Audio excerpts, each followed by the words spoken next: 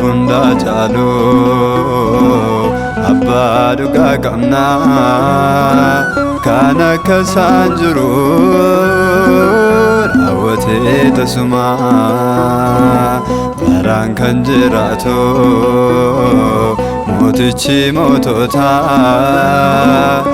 Yesus Kiristoos hangafa lubootaa hunda caalu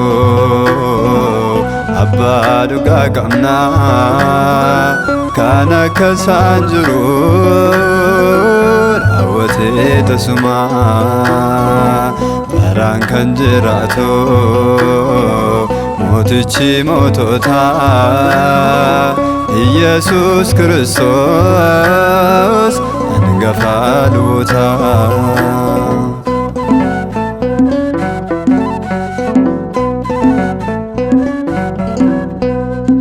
Areyam gubbara inni kan jiraatu uumamni hundinuu isuma abdatu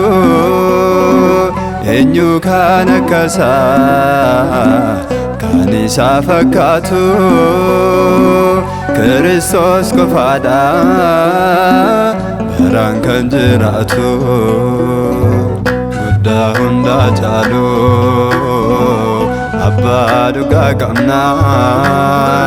kan akka isaan jiru raawwatee tasuma baraan kan jiraatu mootichi moototaa Yesus Kiristoos hangafa lubootaa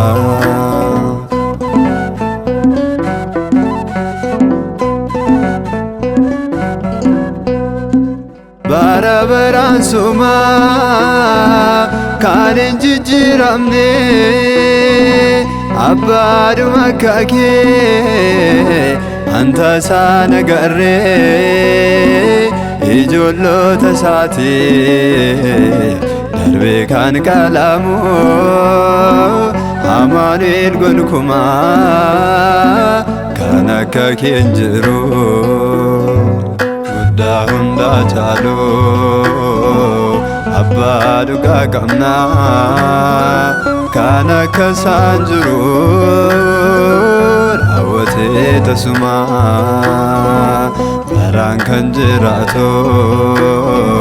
mootichi moototaa Yesus Kiristoos hangafa lubootaa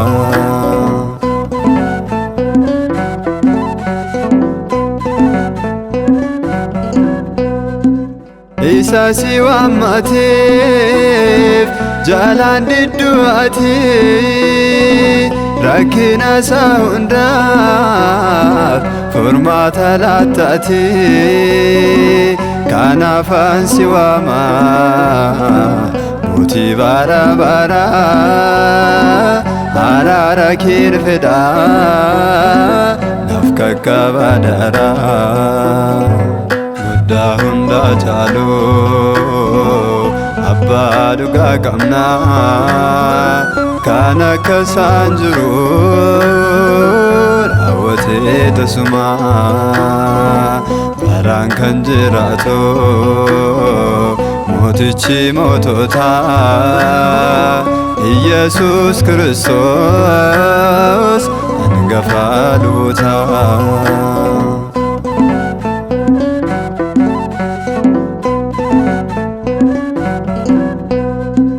Ergamootni samii si galateeffatu uumamni lafarraa maqaa kee faarfatu anis garbichi kee ammuma humna koo alleluuyaa jedhee sin faarsa abbaa koo. Guddaa hundaa caalu abbaa dhugaa qabna kan akka isaan jiru raawwatee tasuma baraan kan jiraatu mootichi mootota Iyesuus Kiristoos hangafa luboota. Guddaa hundaa caalu abbaa dhugaa qabna kan akka isaan jiru raawwatee tasuma baraan kan jiraatu mootichi mootota Iyesuus Kiristoos hangafa luboota.